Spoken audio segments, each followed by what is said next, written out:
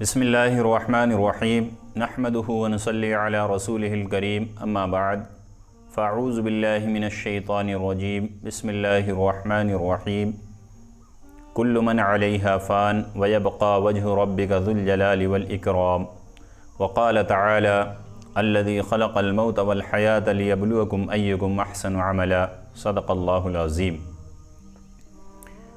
محترم سامعین کرام، آج میں آپ حضرات کے سامنے موت کے بارے میں گفتگو کروں گا۔ موت بھی اللہ تعالیٰ کی ایک مخلوق ہے، اور ہم سب جانتے ہیں کہ جتنی بھی مخلوقات اللہ نے پیدا کی ہیں سب کو ایک نہ ایک دن موت آنی ہے، اس کو فنا ہونا ہے، سوائے ایک ذات کے، جو ذات صرف اور صرف اللہ کی ذات ہے، جو ہمیشہ باقی رہنے والی ہے۔ کل من علیہا فان ویبقى وجہ ربک ذو الجلال والاکرام۔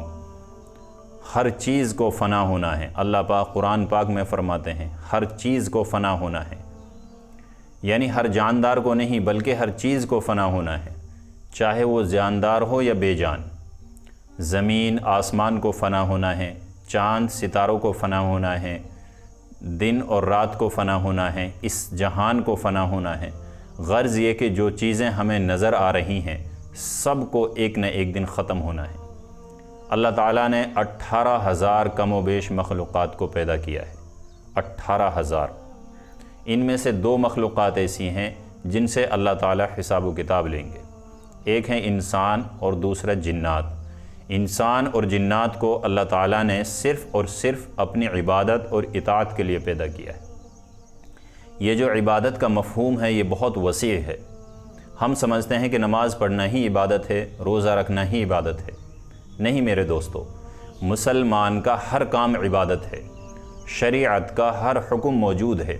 آپ جو چاہے کام کریں، اگر اس کو قرآن و سنت کے مطابق کر لیں تو وہ کام بھی آپ کا عبادت بن جائے گا، چاہے وہ کھانا ہو یا سونا ہو یا گھر سے باہر جانا ہو یا نوکری کرنا ہو۔ غرض یہ کہ کوئی بھی کام ہو جس کو آپ دنیا میں کر رہے ہیں، اگر اس کو شریعت کے حکم کے مطابق کرتے ہیں تو وہ کام عبادت ہے۔ اگر آپ باتھ روم جاتے ہیں، سنت کے مطابق استنجا کرتے ہیں تو یہ استنجا کرنا بھی آپ کا عبادت ہے۔ منہ کے ذریعے سے، زبان کے ذریعے سے آپ کوئی بولتے ہیں یا آپ تھوکتے بھی ہیں تو اگر وہ تھوکنا بھی آپ کا سنت اور مستحب ہے، طریقے کے مطابق ہے تو وہ بھی عبادت ہے۔ افسوس کی بات ہے کہ مسلمان صرف نماز روزے کو ہی عبادت سمجھتا ہے، اس کو نہیں معلوم کہ اس کی 24 گھنٹے کی جو زندگی ہے اگر وہ قرآن و سنت کے مطابق گزر جائے تو وہ سب کا سب عبادت ہے۔ اگر وہ سنت کے مطابق سونے والا بن جائے تو ساری رات سونا اس کا مفت میں رہا اور پوری رات اس کو عبادت کا ثواب ملتا ہے۔ بہرحال میں جو عرض کرنا چاہ رہا تھا وہ یہ تھا کہ ہر چیز کو ایک نہ ایک دن فنا ہونا ہے، کوئی چیز یہاں باقی رہنے والی نہیں ہے، چاہے وہ انسان ہو یا جنات یا دوسری مخلوقات۔ لیکن جتنی بھی مخلوقات اللہ تعالیٰ نے بنائی ہیں وہ سب کی سب انسان اور جنات کے لیے بنائی ہیں، سب کو انسانوں کے لیے بنایا ہے اور انسانوں کو اپنی عبادت اور اطاعت کے لیے بنایا۔ وما خلقت الجن والانس الا لیعبدون۔ اللہ تعالیٰ قرآن حکیم میں فرماتے ہیں کہ میرا مقصد انسان اور جنات کو پیدا کرنے کا صرف اور صرف یہ ہے کہ وہ میری مان کر کے زندگی گزاریں، میری بات مانیں، میری عبادت اور اطاعت کریں، میری پوجا کریں، میرا حکم پورا کریں۔ یہ مقصد ہے۔ اگر انسان اپنے مقصد سے ہٹ جاتا ہے تو وہ کتے اور خنزیر سے بھی زیادہ بدتر ہو جاتا ہے۔ جب اللہ کے حکم عدولی کرتا ہے، حکموں کو توڑتا ہے، تو ایک وقت آتا ہے کہ کتا اور خنزیر بھی اس سے بہتر ہوتا ہے، لیکن وہ اتنا گر جاتا ہے اللہ اور اس کے رسول کی نظر میں کہ خنزیر سے بھی بدتر ہو جاتا ہے۔ لیکن یہی انسان جب اللہ اور اس کے رسول کے حکموں کے مطابق زندگی گزارتا ہے تو یہ فرشتوں سے بھی افضل ہو جاتا ہے۔ فرشتے جو اللہ کی مخلوق ہیں، جو بے گناہ ہیں، معصوم ہیں، ایک بھی گناہ نہیں کرتے کیونکہ ان کے مادے میں ہی گناہ نہیں ہے۔ تو یہ انسان عبادت اور اطاعت کی وجہ سے، اللہ کے حکموں کو پورا کرنے کی وجہ سے فرشتوں سے بھی اعلیٰ اور افضل ہو جاتا ہے۔ وَإِذْ قَالَ رَبُّكَ لِلْمَلَائِكَةِ إِنِّي جَاعِلٌ فِي الْأَرْضِ خَلِيفَةً۔ آپ کو معلوم نہیں ہے کہ انسان کا کتنا اونچا مقام ہے۔ انسان کو اللہ پاک نے اپنا خلیفہ، اپنا نائب بنایا، اتنا اونچا مقام اللہ نے ان کو دیا۔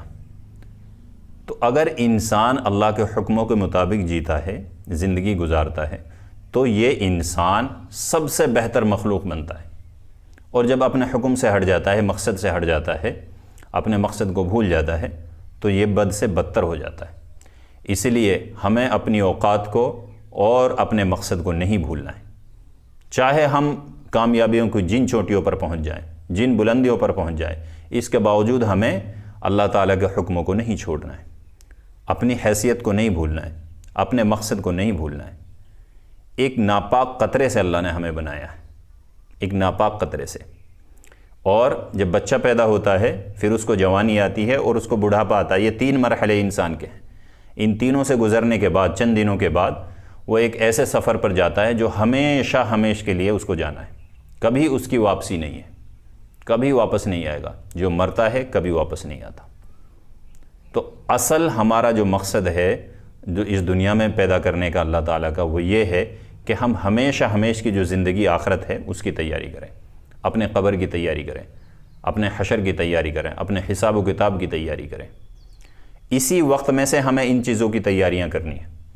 نیا وقت یا نیا ٹائم کسی کو ملنے والا نہیں ہے۔ جب یہ وقت گزر جاتا ہے تو انسان اس کے لیے پچھتائے گا، روئے گا، اپنے ہاتھوں کو چبائے گا، خون کے آنسو روئے گا، لیکن کوئی فائدہ نہیں، کیونکہ آج ہمارے پاس وقت ہے اپنی زندگیوں کو بہتر بنانے کا، اپنی آخرت کو، اپنی قبر حشر کو سدھارنے کا آج وقت ہے ہمارے پاس۔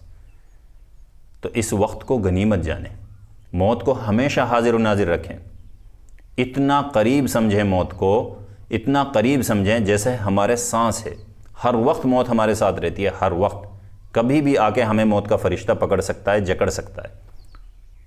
الموت لیس منہ الفوت، جو بھی موت سے ٹکراتا ہے، اس سے مقابلہ کرتا ہے، ہمیشہ وہی ہارتا ہے۔ جب اللہ کا حکم صادر ہو جاتا ہے، لا یستأخرون ساعۃ ولا یستقدمون، نہ ایک لمحہ آپ آگے بڑھ سکتے ہیں نہ پیچھے ہٹ سکتے ہیں، اسی وقت موت آ کر رہے گی۔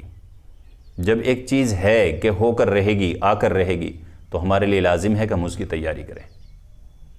یہ مال و دولت، جائیداد، زمین، دکان، کوٹھیاں، کوئی آپ کے ساتھ جانے والے نہیں ہیں۔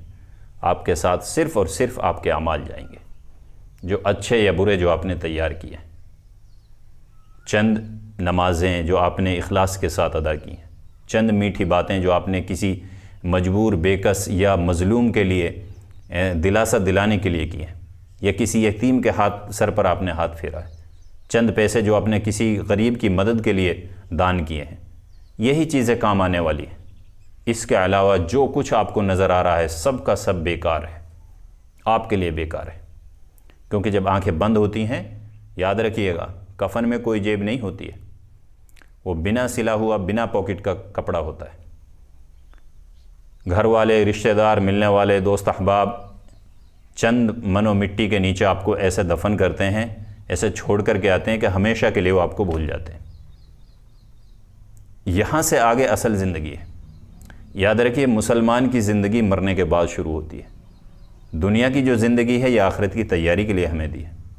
آج کے جوان کو دیکھیے، موبائل کو کتنا وقت دے رہا ہے، کیسے اپنی زندگی کو برباد کر رہا ہے، کتنا ٹائم، یہ لاک ڈاؤن جو لگا ہوا ہے اس میں کتنا وقت ہے ہمارے پاس۔